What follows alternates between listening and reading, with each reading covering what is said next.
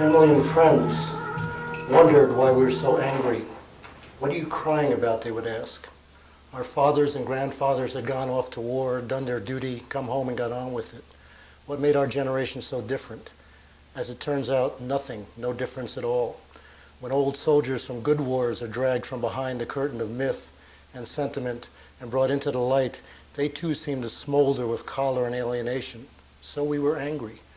Our anger was old, atavistic. We were angry as all civilized men who have ever been sent to make murder in the name of virtue were angry. That's from Michael Norman's These Good Men, Friendships Forged in War. On the 18th of March, 1969, Homer Steedley, a young American infantry lieutenant, turned a bend in a trail in Kon Tum province and came face to face with a North Vietnamese soldier, his weapon slung over his shoulder.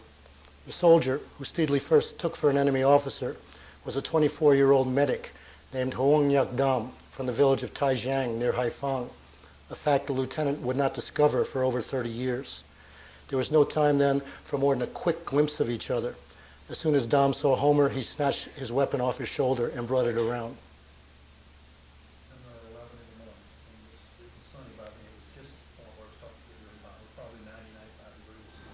All of a sudden, like I said, I turned around and there he was.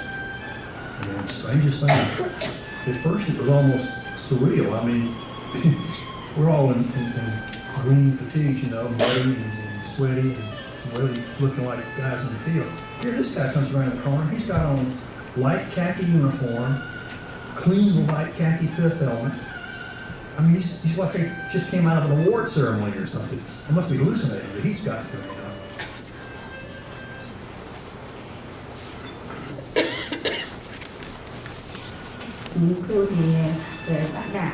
Dan always kept his books in order, and he was very careful. He was neat, from his hair to his way of walking, to his clothes. He did not have many clothes, but his clothes always looked pressed, even though he did not have an iron. And he always combed his hair in a special way, pressing the comb down to make a curl on top at the front. His hair was always shiny. He did not talk a lot, but he cared about everybody. My parents. He cared about even the smallest things. Came from? Well, when he first came around the corner, he was looking down at the ground and just, you know, putting one foot in front of the other. So he'd probably been marching all day, but he was just traveling, and he didn't expect to see anybody out there. It was a wide open trail. It was a nice, clear trail. And he just did walking along. When he looked up and saw me, he started pulling his weapon off his shoulder. My weapon was already down at my waist, so it was ready to fire. And I hollered at him, and he didn't stop. He tried to get that weapon down, and just before he got it leveled on me, I fired. My total abject fear of that moment, I just cut loose and a couple of rounds stitched him through the chest and just killed him instantly. I mean, I could look in his eyes. We were so close together. We're probably 30 feet apart. And then later I look at him. He was so young. I mean, he was a kid. It kind of warped my mind there for a while. But it's a chance encounter. You know, there were two of us. We both panicked, and one of us walked away alive. I'm sorry he's dead, but I'm glad I'm alive. For a time, he stared in a daze at the body. The man he'd killed was young, his pith helmet clean, his uniform starched, and the SKS rifle clutched in his hands new, the greasy Cosmoline used as an anti-rust still gooped on its bayonet hinge. Someone new to the war, Homer concluded. He bent down and went through the dead man's pockets, drawing out a notebook with a colorful picture of a man and a woman in what he took to be traditional or ancient Vietnamese dress on the front cover, and a daily and monthly calendar grid labeled with the English word schedule on the back, a smaller black notebook, and a number of loose papers, letters, ID cards, some sorts of certificates. The spine and corners of the first notebook had been neatly reinforced with black tape. 35 years later, as I handed that notebook to Dom's brother, I was struck again with the care Dom had taken in binding it up. He was a soldier in an army where nothing could be thrown away, nothing wasted. And I thought, not for the first time, of what the appearance of that book must have meant to Homer as he looked through it on that dark trail. Raised on a small hardscrabble farm, Homer knew the preciousness of things that could not be replaced, knew how to shepherd them. The way he had shot Dom was unusual, a gunfighter duel in a war in which more often than not the enemy remained faceless to the Americans, only sudden flashes of fire from the jungle, targets to be annihilated. That invisibility was frustrating to the GIs, but at least it allowed the comfort of dehumanizing the enemy, making him into ghost, demon, target. Now to see not only the face of the man he'd killed, but also the carefully rebound covers, the force of will that the meticulous writing and drawings inside the book revealed, confronted Homer with a mirrored and valuable humanity. He tried not to think about it. There was scarcely the time anyway, and later that same day, he'd have one more encounter with a soldier who wanted to shoot him, this time an American who the war had broken, who had already shot and killed another soldier. Homer was able to talk that man into laying down his weapon, and so that day he had taken a life and saved a life. He couldn't dwell on the former. It was in any case a killing justified by custom and law, by survival. Homer sent the documents to the rear area where he knew they'd be assessed and then burnt. But later that evening he changed his mind, contacted a friend in intelligence, and asked him to bring everything back. He couldn't bear to have the documents, the last evidence of the life he'd taken, destroyed. I kept his personal documents and will send them home, he wrote to his mother. Someday, perhaps, I'll be able to contact his relatives. By refusing to let go of the notebooks he'd taken from Dom's body, Homer somehow understood, though he could not put it into words or coherent thoughts until years later, that he was hanging on to a grief that was the price of remaining human. I didn't know. I mean, I just thought they were be a really good keepsake or memento of war, just to show that people were faithful. And I sent them back. When I got them back, I sent them back to Mom. I told them, put these away somewhere safe because these are important. And by the time I got back to the States, I was so stressed out that I didn't even think about Vietnam. Just completely forgot about those documents. Shy son of a South Carolina sharecropper and his German war bride, Homer considered himself an unlikely officer. He had grown up poor in the rural South. Unable to afford more than a year of college, he enlisted in the Army in order to get training, save money for his education. But the Army saw leadership potential in him, and in 1967 he was sent to Officer Candidate School, graduating as a second lieutenant. One of his classmates was William J. Calley, who exactly 1 year and 2 days before Homer would shoot Dom, led and participated in the massacre of over 500 women, old men, and children, all civilians, in the village Americans called My Lai, far from the arena where Homer fought his war. It's a strange thing to say because combat was so much heavier where we were, in the highlands, fighting the regular North Vietnamese army, Homer said. But for me it was a blessing not to be in those areas where you couldn't tell the VC from civilians. He was spared from ever having to make the moral choice the soldiers who were at My Lai did or did not make. His enemy was the highly trained, well-armed regular forces of the People's Army of Vietnam. Homer's unit, the 1st Battalion of the 8th Infantry Regiment, 4th Infantry Division, was engaged not in the guerrilla war of rice paddies and hamlets, where most casualties came from mine and booby traps, and Americans couldn't tell enemy from civilian. Instead, they had humped 90-pound loads in 90-plus degree heat and humidity, were locked for months in savage jungle fighting in rugged mountain country, where the thick, triple-canopied trees made it dark at midday.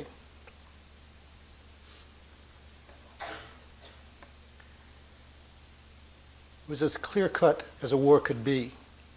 He and his men killed, as he had killed Dom, on that mountain trail in order to stay alive. He came to see that goal as his main job. By 1969, it was obvious to all of them the war was only a holding action. Homer did his best, even extending his own time in the field, unwilling to let his company be led by an inexperienced commander. And then he'd come home.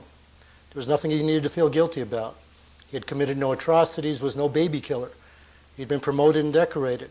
He'd participated in the defining history of his time. He had experienced the close camaraderie of combat soldiers, had fought bravely and led competently, and had come back relatively intact. There were men who would and did take such experiences as the high water marks of their lives. There were others who were foolish enough to envy them. When I came back, Homer said, I tried to talk to people, but I could see they changed toward me, so I just shut up, threw myself into work. And then, of course, friends eventually start coming around, and you want to know about Vietnam and all that, and you start talking, and the next thing you know, you look around, and they've gotten quiet and they've left. because you said something that shocked them so bad, they don't come back. The deaths and injuries that incurred under my leadership still haunt my memories, he'd write.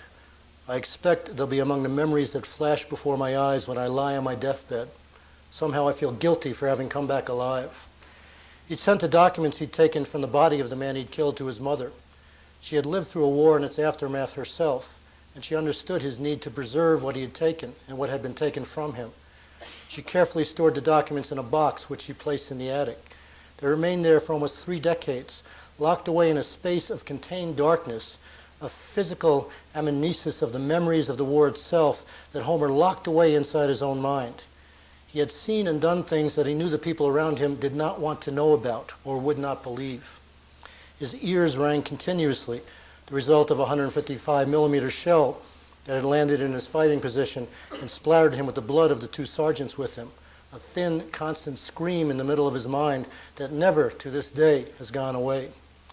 There are certain images burned into his brain, certain smells seared into his nostrils, certain tastes still on his tongue, and he felt they composed a wall between himself and those who had not seen, felt, smelled, heard what he had. He was afraid that difference made him monstrous.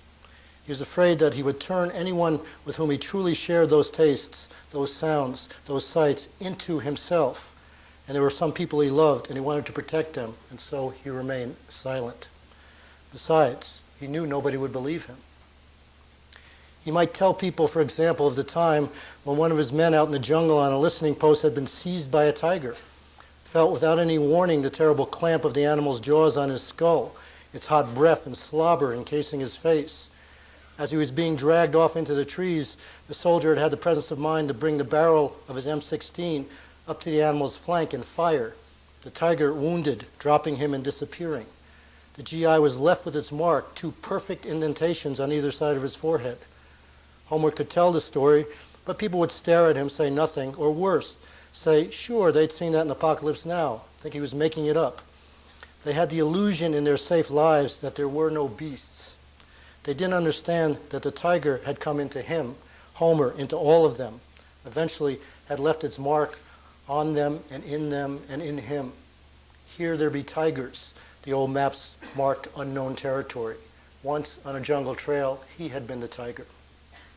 He could tell how from the 21st of March, 2 days after he'd shot Dom, to the 30th of March, he, a 22-year-old country boy, sharecropper's kid, had commanded an understrength company that held a hill against an overwhelming enemy force. His men with little and then no water or food or ammunition, shelled constantly, sometimes hundreds of rounds of howitzer fire, as well as uncounted mortar rounds landing inside their 50-meter perimeter. He could tell how the North Vietnamese had tried to swarm the hill, their insane bravery as they were chopped to pieces in the American crossfire, the insane bravery of his own men fighting them off, his own insane bravery. He could never use that noun without that adjective. He could tell of the true insanity of a battalion commander who countermanded his urgent request for ammunition, food, and water, and instead risked helicopters to bring them rations they couldn't even use without the water they didn't have and that they so desperately needed. In spite of that, his men fought on for days in the heat, their throats swollen and parched, one man going berserk and trying to drink from a canister of diesel fuel.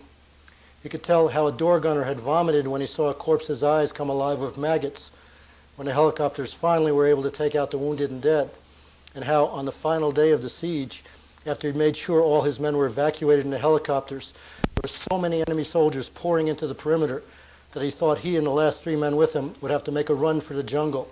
And an insanely brave helicopter crew disobeyed orders and extracted them in a hail of gunfire.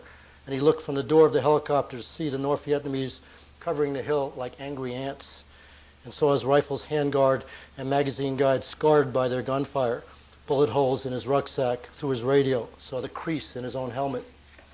Sure, people would say they'd seen that movie too, so he kept his mouth shut, sealed his lips, swallowed it. Once he'd lain in the elephant and sawgrass when his company had been ambushed, the boy next to him had pushed him down when the firing started and saved his life with the top of his head blown off. And he stared into the empty pink skull cap, the sheltering grass being mowed down as if by a gigantic scythe. The jungle opens up and there's a little patch of elephant grass. All of a sudden, snipers. And the first shot that was fired, I was walking right behind one of the guys in the platoon that I was accompanying. He came back and just knocked me down. I mean, just like a football tackle. He'd taken one right through the forehead, and all I can see is that little pink waxy inside lining of the skull. His brains are gone. Now I'm scared. Now I know they're snipers up there. Well, if they're up there, they can see us. So we can't stay where we are. We've got to get up and move. So I yelled at everybody, if there's snipers in the trees, we got to get out of here. And one of the guys in the platoon I was with jumped up. He didn't even get halfway up before the sniper nailed him. So after that, nobody else wants to get up. And all of a sudden, I don't hear the noise anymore. It's quiet. I can feel the warm sunshine. I can smell the fresh cut grass. I can see ants walking along the ground. I feel something in my mouth. Must be part of that scrambled eggs I had for the Sioux ration this morning. I started chewing again off. And then all of a sudden I noticed the ants are carrying little pink things, little globules, pink, really pretty looking, pearly pink globules. About that time it dawns on me. What they're carrying are bits of that guy's brain. My mind just explodes. I realize what I'm chewing was part of that guy's brain. He didn't tell that story. Even years later, when he wrote it, he put it in italics in red font and warned people not to look at it if they didn't want to be changed. It was the kind of story you sealed behind your lips. How could you kiss anyone again, ever? Seal your mouth to the mouth of someone you loved? How would you not be afraid to let her taste what you had tasted?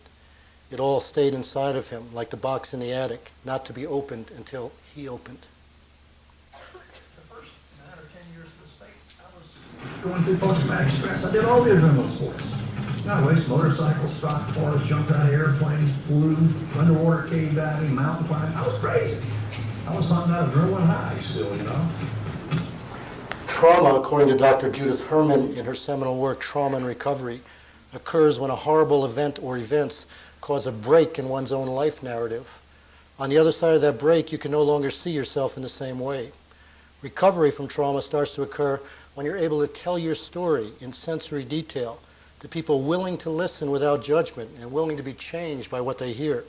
In other words, when you can be taken back into a community that's willing to be wounded itself, willing to break through a comforting shell of protective myths and learn what you have learned.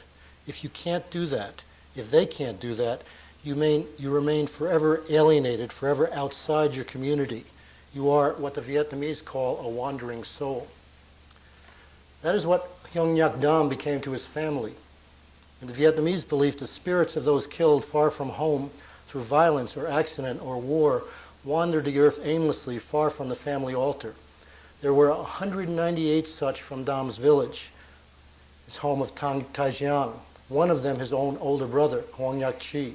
They'd gone south, disappeared into the war as if they'd stepped off the face of the earth.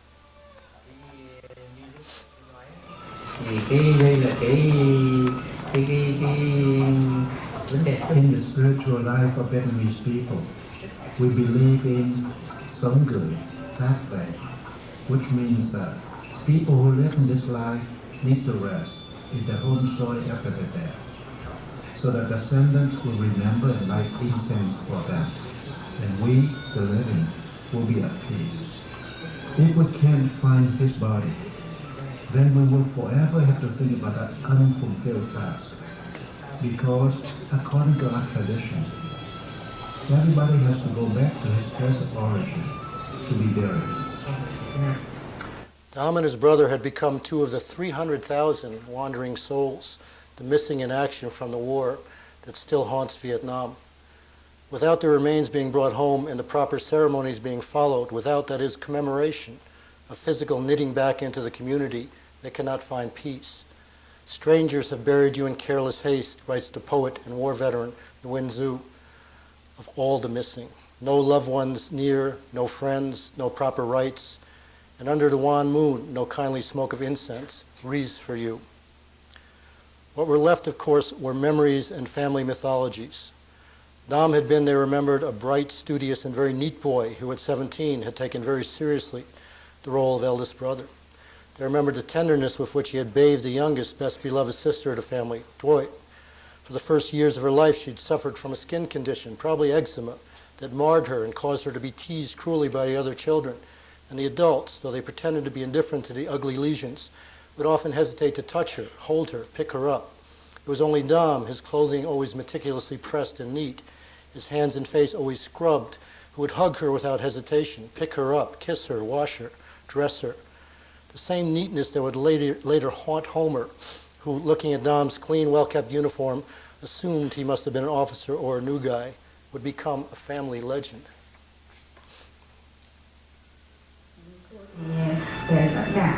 Dan always kept his books in order, and he was very careful. He was neat, from his hair to his way of walking, to his clothes. We did not have many clothes, but his clothes always looked pressed, even though we did not have an iron. And he always combed his hair in a special way, pressing the comb down to make a curl on top at the front. His hair was always shiny. He did not talk a lot, but he cared about everybody. My parents. He cared about even the smallest things. We were very poor, his brother Kot said, so I never understood how Dom got a white suit, but he wore it whenever he went out. And he studied very hard. We did not have paper, so he would take used paper and soak it in lime water and use it again as scrap paper.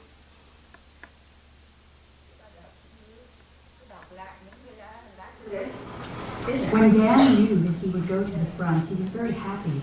He cavorted with happiness. But my mother turned her head to wipe her tears away. After he left, we folded his clothes, put them aside, and my mom would sniff them because she missed him. She was left alone. The love she felt for him, an emptiness and an ache that would never go away. As he'd become for his wife, Pham Thi Minh.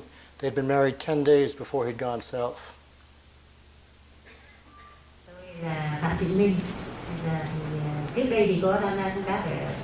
My name is Pham Thi Minh. I'm 64 years old now. I married Don when I was only 17 years old. It was 4 o'clock in the morning when he left. He took the knapsack. I took my conical hat and my sandals, and we walked to Shaozhang, taking shortcuts through the paddy fields, so I had to roll up my pants. When we got to the main road, I washed my legs and hands and put my sandals back on, and then we walked. Whenever I saw cars passing by, I was scared and had to hug him. He was very caring.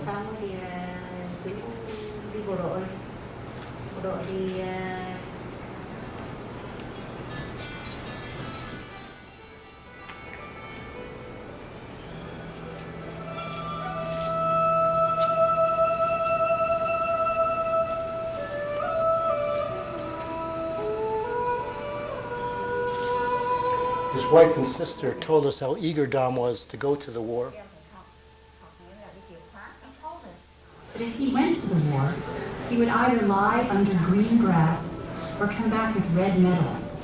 And if he didn't come back, we had to take his place and comfort Mother.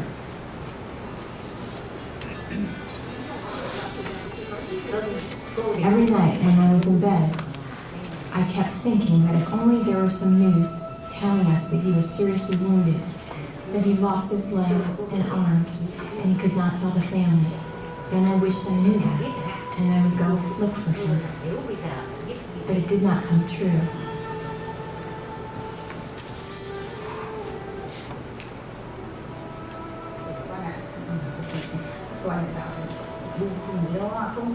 At first, the news about his death was just rumors.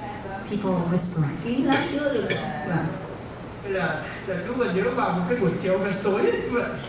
We did not get the official news until 1972 that Dan died in a hamlet named Karlin, but they did not have the name of the cemetery where his body was moved. The family did have some inkling of where Dom was buried and the circumstances of his death because of one of his hometown friends, Phang Quang Huy, who had fought in the same area of operations in the Central Highlands. Although the two were not in the same regiment, they tried to see each other periodically, exchange news, and pass on letters. We found out about Dom's death from a nurse named Singh a month after it occurred. Dom had been in a unit that had been trying to overrun an American outpost, probably what the Americans called Fire Support Base 20, Homer's base. When they failed, he was attached to a small reconnaissance group whose mission was to scout out other attack routes. They were engaged in that activity when they'd fallen into the ambush Homer's company had set up. It was in the pursuit after the ambush that Homer had come across Dom. Later, we had asked others in the unit about what happened to the body and was told Dom had been buried by some local guerrillas. After the war, his body and 3 others were excavated and reburied at a military cemetery in Gia province. But the excavators had not properly identified any of them, and Dom's remains were now among the other unidentified bodies in that cemetery.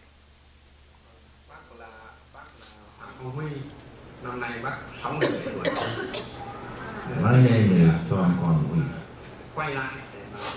In 2002, Dom's family, including his brother Cat and his brother-in-law Duke, came to me to ask if I could accompany them to the south to look for his body. We and Dom's brother-in-law had hoped to find the body, bring it home to be placed among the family tombs. But all they could do was grieve for all the anonymous dead in that place. There were no remains, no objects to be put on the family altar to draw his soul back to the family hearth. A month before he'd gone south to the war, Dom had written to his wife to come visit him at his training base. Other women from the village were coming to be with their husbands for a few days. It was the last chance everyone understood to leave behind a child. But she was too shy, only 17, to go there, to have everyone know she was going for that reason. And instead, Dom stood guard for the other couples as they made love. It is something she regrets to this day. I wish I could have had a daughter with him. I would have never married again. My current husband was also a soldier, wounded in the war, but he's an alcoholic and I'm miserable. I keep thinking if only I had a daughter with Dom, then my life would not be this miserable. What would Dom have been if he'd returned? What had been lost? Dom became what each of the 300,000 was, a lingering question, a question that his mother, Hoang Thi Tui, tried to answer by going to a fortune teller. Besides his wife, Dom and his brother had left behind their parents, his father, Hoang Ding Luk, a farmer like Homer's father. There were also his 2 younger brothers, Luang and Gat, 3 sisters, Thi Dam, Tham, and Toy. They worried constantly, but their hometown was only nominally a rear area, a safe haven. The town's closeness to the port of Haiphong made it a target of bombs. At one point, an errant bomb fell on the schoolhouse, killing 36 children. Most of the young men went off to war, some hung back. A P.S. in one of the letters in the packet of documents Dom was carrying speaks archly of a young man who used his influence to keep out of the army. When I think of him, I get embarrassed for myself in the neighborhood, the writer says. Loyalty, accepting one's military duty unquestioningly, fighting when the country called, was as expected of young people in Tai Bing province as it was in Homer, South Carolina. The families of soldiers who were war martyrs were compensated with stipends, job advantages, and mainly honor. What the fortune teller told Dom's parents was disturbing. Their eldest boy, Chi, was indeed dead and lay somewhere under the ocean, she said. It was an assessment which proved accurate. When they finally got an official notification of death, apparently Chi had been taken prisoner of war and had died in an island prison, his body flung into the sea. That accuracy stabbed them like a knife when they heard the second fortune. Dom, the fortune teller said, was in America. It was a fate they couldn't imagine. Had he somehow survived and gone over to the enemy? Or was his soul there waiting to be commemorated and reborn? The consultation was supposedly only between Dom's mother and the fortune teller, but soon malicious people in the town were whispering rumors about the former possibility, spurring an outraged Hui and Diu to go south and try to find the body. It was an issue Dom's parents did not live to see resolved. Both passed away before we were able to return Dom's documents and allow the family and the rest of the village to finally understand what the fortune teller had seen. For a number of years, I've been involved in projects with Vietnamese writers and filmmakers, traveling at least once a year to that country where I spent my own youth as a Marine. Early in 2005, I met another writer, Tom Lacombe, also a veteran, who asked me to use my contacts in Vietnam to help Homer, who was trying to return some documents he'd taken from the body of the MVA soldier he'd killed. Over the last decade, Homer's life had changed to a point where he'd become ready to confront his past. In the late 70s, working toward a master's degree in sociology, he'd become fascinated by the then new field of computers and made himself an expert in the early days of information technology, finally securing a position as assistant director of the computer lab at the University of South Carolina's College of Liberal Arts. It was an occupation challenging enough to fill his time and his thoughts, and it kept him from dwelling too much on the past. It was also one that allowed him to be alone, a workaholic, until one day he met Tibby Dozier, a fellow employee who consulted him about some problems with her computer. He fixed it, they fell in love, and were married in 1995. Falling in love with somebody who can fix your computer is probably a common thing these days. Tibby, the soft-spoken daughter of a World War II general and Medal of Honor winner, understood the nightmares and secrets of soldiers. With her encouragement, Homer began to open up and find a measure of peace in his life. He stopped drinking, reached a point with Tibby's urging where he needed and wanted to examine the war which in so many ways had formed him as a human being. He needed, in Herman's model, to tell his story in a way that would make his community listen and be changed by it. Very intense, very serious, and very shy. And I did make it my goal. We had to break down these barriers.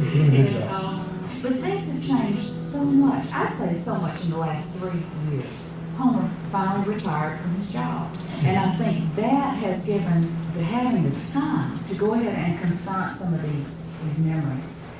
It has made a world of difference.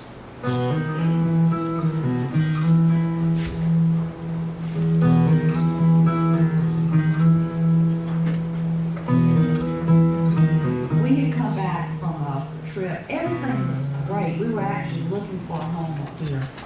And I went to bed and took a nap. And I started hearing what I thought was an animal wailing outside the window. And I got up to check.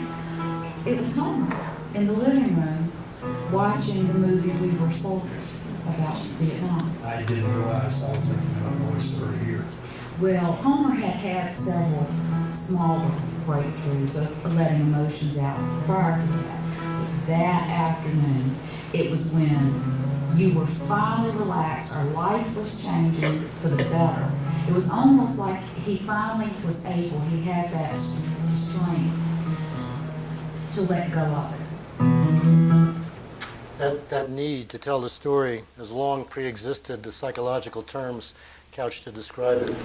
Phil Caputo, in his Vietnam memoir, A Rumor of War, writes of the tradition of the battle singer, whose role was to wring order and meaning out of the chaotic clash of arms, to keep the tribe human by providing it with models of virtuous behavior, heroes who reflected the tribe's loftiest aspirations, and with examples of impious behavior that reflected its worst failings. Homer became what his given name called him to be, a battle singer. But he did so in his own terms by creating a website that provided photographs, detailed accounts of his time in the war. Now already retired, assessing his past, he had come across Dom's documents forgotten in his mother's attic. Although the face-to-face encounter that had taken Dom's life was rare in that war, Homer's impulse to hang on to the documents was not. Nearly all North Vietnamese soldiers and Southern National Liberation Front fighters, those the Americans called Viet Cong, kept journals or diaries in which they wrote and copied poetry, their thoughts, the events of their days. And it was common practice for American GIs to take and keep these or give them to intelligence. So many personal documents were captured that eventually thousands were put on microfiche and are now stored in the National Archives. No one knows how many thousands more were taken by individual GIs to be brought home, stored away, locked up. The lag between locking the documents away and bringing them into the light again, the need decades later to not only confront and tell the unfinished past, but also to redeem it through concrete acts, was also a common reaction. Over the last 10 years, many veterans have made the effort Homer vowed back in 1969 to find the families of the men and women whose documents and diaries they kept and return them. To this date, over 9,000 have been returned to veterans organizations in Vietnam through the Vietnam Veterans of America Initiative program. Homer had spent hours scanning those documents into his website, and when I wrote to some friends in Vietnam, Phan Thanh Hao, a journalist and director of a social agency, and the writer Hoang Thai, I sent along the scans as email attachments. Hundreds and hundreds of Vietnamese veterans, listening to hundreds and hundreds of poems. When I moved out of my job as a kind of press officer, I think that I would totally forget the war, forget everything. Then when I had to read the website, Homer's website, it's all the image with the medals, with the certificate, with the diaries. I felt it was my nightmare. But how? Al told me that the best solution was to bring the documents in May when I was planning to come to Vietnam anyway and hand them over to the Vietnamese Veterans Association. A week later, I received an email from her. To my astonishment, the family had been located.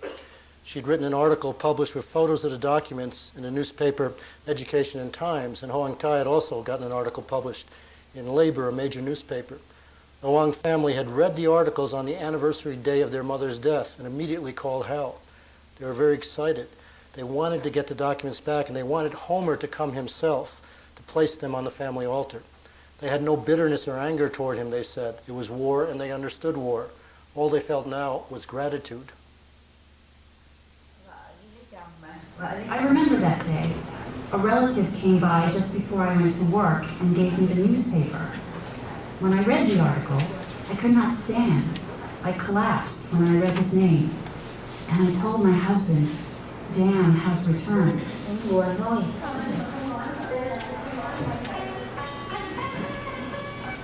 On April 22nd, 2005, Homer emailed the following letter through Hal to the brother of the man he'd killed. I'm very touched that you have an altar that keeps Sam's memory alive. It hurts to think of the hundreds of thousands on both sides of that tragic war who still mourn the loss of their loved ones. Sometimes the guilt of surviving can be overwhelming. What will I say when I enter into eternity? Is there a little known footnote to the commandment, "Thou shalt not kill," that forgives killing in combat? Look what I did in the ignorance of and folly of my youth. I thought I was a true patriot. It's the last of my human comfort at age 59. Dan and I met by chance on a trail. He and I saw each other, and both of us attempted to shoot the other. I lived, he died instantly. For over a quarter of a century, I've carried the image of this young body lying there lifeless. It was my first kill. I wish you could say it was my last. Why did a medic die and I live? I don't know. Maybe someday humanity will have the wisdom to settle conflicts without sending its youth to kill strangers. People should know what our leaders are doing when they resort to armed conflict to solve political problems. In my dying moment, Dan and many of his comrades will surely call to me. I'm not afraid, only sad.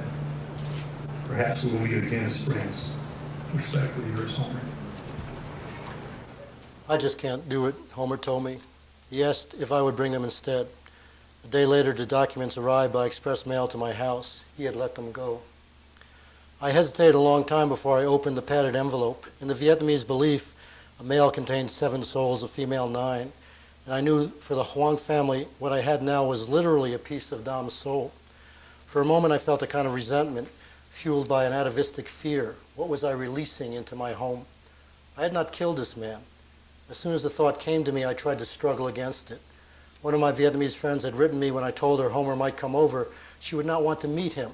Was not sure she could look into his face. Homer could have been me, I replied to her. He could have been any of us. I opened the envelope and drew out the notebooks and papers, the smell of very old, very dry paper wafting to my nostrils. Everything had been kept in pristine condition. I looked through the documents as carefully as if I was an archaeologist examining a precious and ancient text. On one of the title pages, Dam had drawn an elaborate red and green orchid.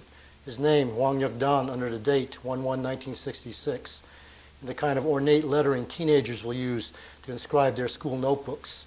Another previous page was decorated with a hand-drawn pair of surgical scissors.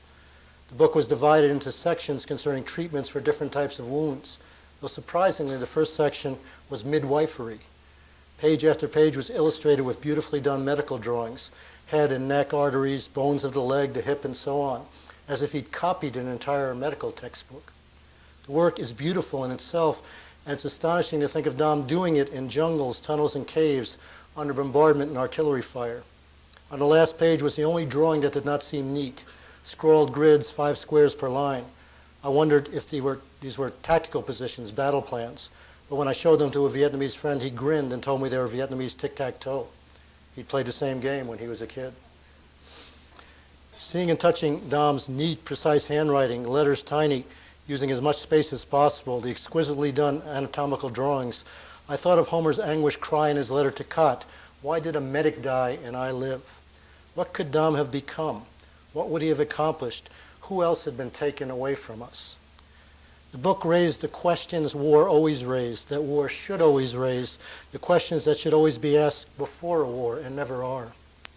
But what stabbed me then was the hope those meticulous drawings and notes revealed. The book was an amulet bound and filled by a young man trying his hardest to give himself the illusion of a future. We left for Dam's home village of Taijiang in Taiping province at 6 in the morning on Saturday, 28th of May, 2 days after I flew into Hanoi. Pantam Hao, who had written the article, that the Huang family read, had made and received literally hundreds of telephone calls arranging the visit. The village is located deep in the countryside south of Haiphong, and we rode out in a small van past the new textile and clothing factories lining the Hanoi-Haiphong highway, their products destined for Walmarts and Targets all over the territory of the old enemy.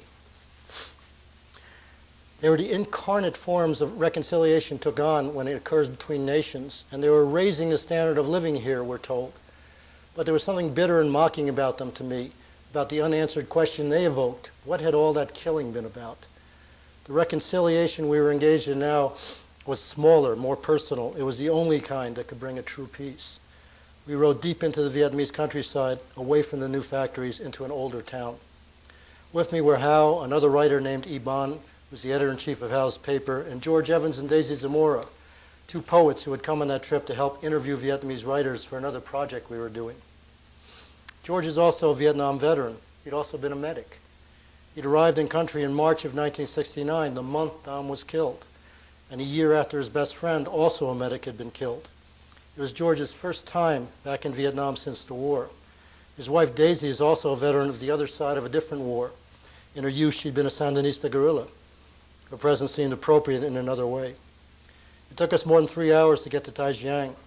Some of the members of Dam's family had arranged to meet us at a bridge near the main road where they'd lead us to the village. We stopped the van at the top of the bridge and waited. After a few moments, another car drove slowly past us and then pulled in front of us and stopped. Dam's brothers and sisters were wearing the white headbands that signify mourning. They were all weeping. They clutched my hand, the depth of their grief surprising me. It was as if Dam had died yesterday instead of so many years ago. They asked us to follow them in, but for me to keep the documents for now. As we drove through the lush green countryside surrounded by rice fields, they would from time to time throw pieces of green and orange paper from their windows, Buddhist symbolic currency. They were leading Dam's soul back to the village. As we came into the village, I was stunned to see that the street was lined with people, hundreds of them, the entire village, most of them wearing white headbands, and many of whom were weeping and keening. I got out of the car and walked alone for a time into the gauntlet, the rest of the party hesitant to get out. I was there for Homer as his surrogate, as his brother, and I was walking into the village of the man he'd killed, holding the documents in front of me like an offering, feeling the naked vulnerability of a man walking point, as if I was offering my body to something, as if I was a surrogate for more than Homer.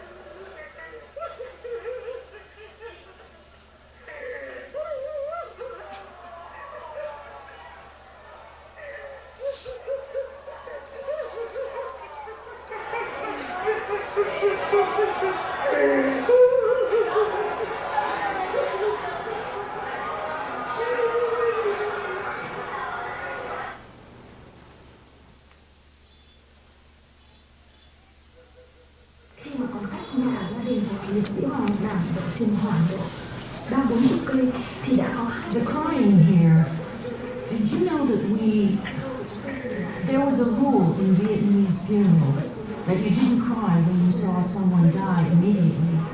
You have to wait until the soul is going out. Then you cry to welcome the soul, and that wailing was that cry. Tiền của âm phủ của người Việt Nam là The others in our party had come out of the van now and caught up to me. George looked dazed. It was the first time he'd returned to Vietnam, and he'd only been here 2 days. Dom's other relatives gathered around us, an entire extended family of aunts, uncles, nephews, nieces, cousins. In the village admin office, I gave the documents to Kat.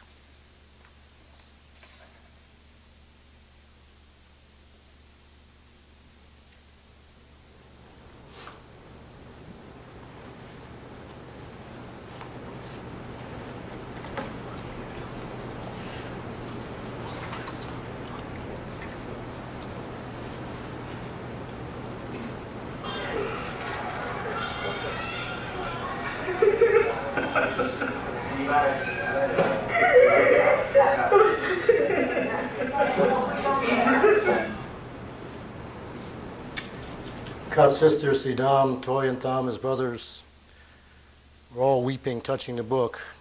As was a woman I found out later was his wife, Phang Thi Ming.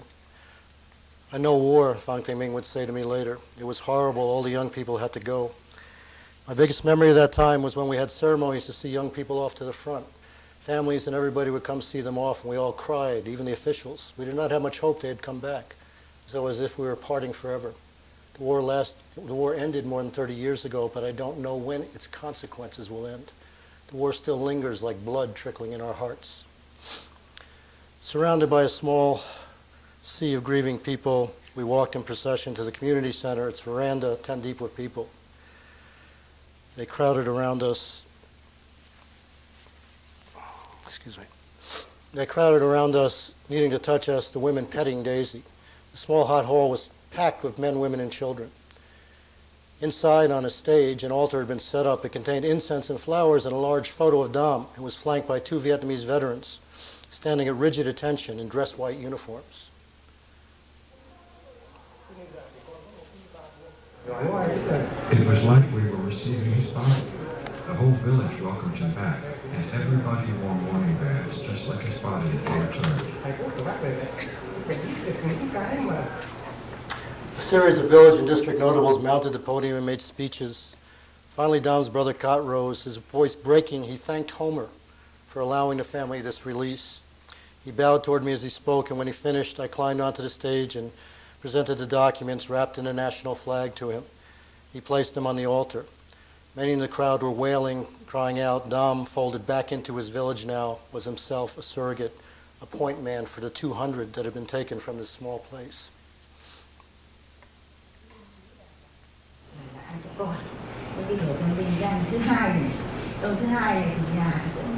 He can rest peacefully now.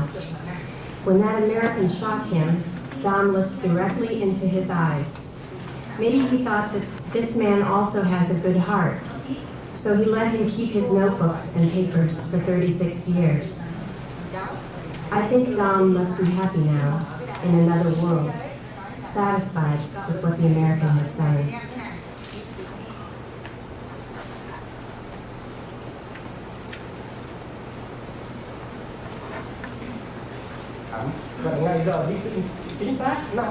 Our family and people of this village feel very proud because the enemy who killed our man has now come back and praised us. Because the American, our one-time enemy, the one who killed my brother, now praised him. Homer said that my brother had the proud stature of a superior person. When the ceremonies were finished, we rose and walked through a soft rain to Hoang's family compound. At the house, dozens of people had crowded inside. More were on a kind of patio area under some fruit trees outside where tables and chairs had been set up for a huge feast. The family altar was against the wall. It contained photos of Dom, his other brother, killed in a prisoner of war camp, and their parents. See, Dom, the second youngest sister, had been weeping throughout the morning continuously, her face so suffused with pain that I couldn't look at her. Finally, Daisy, unable to bear it, put her arm around her shoulder, and the two collapsed against each other. She'd been drawn back, Daisy told me, into the griefs of her own war. People kept filing in to see and touch the documents, and children stared at us, softly pulling the hair on my arms and George's, the way I remembered Vietnamese kids in the war doing, amazed at our monkey hairiness. I sat next to Kat, Dom's brother, and to Pham Quang Huy, the veteran, Dom's friend, who later told me the details of Dom's death and burial. We ate with the family for about an hour, spoke about simple things, our families, our homes, the losses of war, the price of hatred. I was told many times they wished Homer would come. They would always welcome him, they said. The village even offered money to purchase a plane ticket for him. He was now a part of them.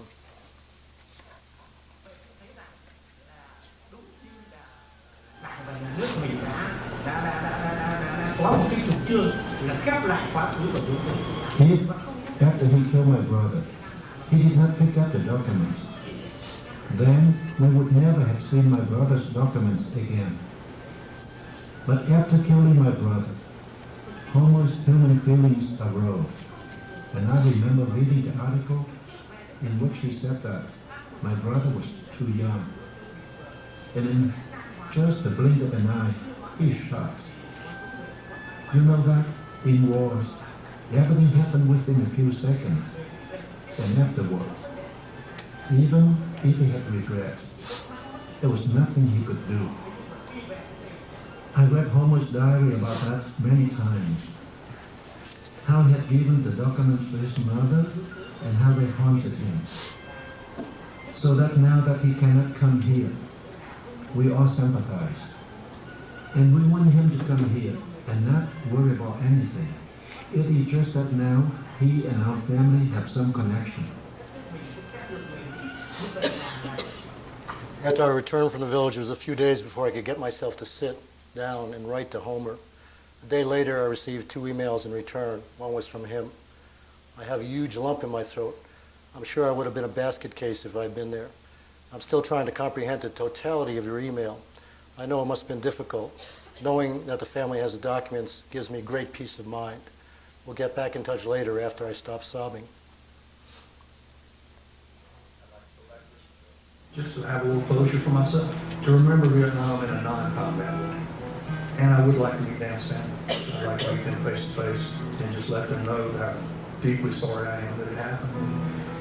Hopefully they'll meet me and get to know me a little bit and realize I'm not quite an evil demon like they might have thought at one time. I think from what I've heard about them that they're a very religious community, and that says a lot. They have a deep connection with the divine, and so do I. So we'll connect that way. The other email came from his wife, Tibby. She said, when I asked Homer how he felt after reading your email tonight, he said, complete. In Vietnam, we have a certain spiritual relation that we call karma. We think that Dam was a sacred soul. He was so sacred that he could gather us together. The one who had fought and the one who were thirsty to have peace. It was so sacred to gather all of us here to do this thing, to meet today. So that is what we believe.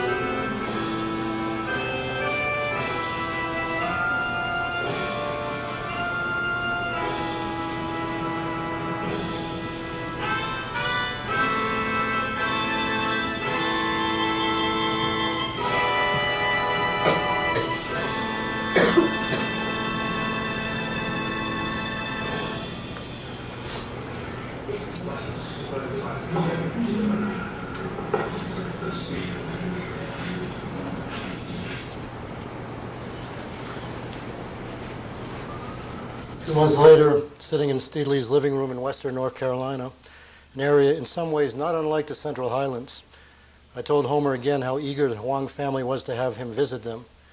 The Steedley's dog, Dottie, pushed her forehead against my side, and I scratched her ears. Moments before, Tibby had told me the story of how the small black and white dog had come into the family. Homer had noticed her cowering under a low bridge, starved, and from her reaction to his advances, obviously abused. He had sat with her for 5 hours, talking softly, had finally stuck his hand out, and when she sank her teeth into his thumb, he had not reacted, just let her grip him until she understood he would not harm her. And then she had come out and become their dog. It was something, Tibby said, she wanted to tell me. I'll go there, Homer said to me. He was ready now.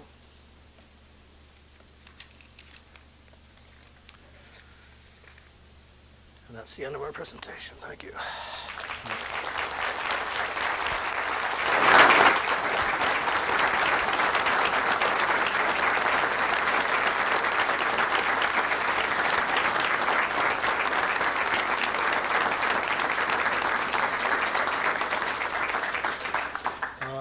So I'll be glad to take a few questions, and then we have some refreshments outside and books and so on.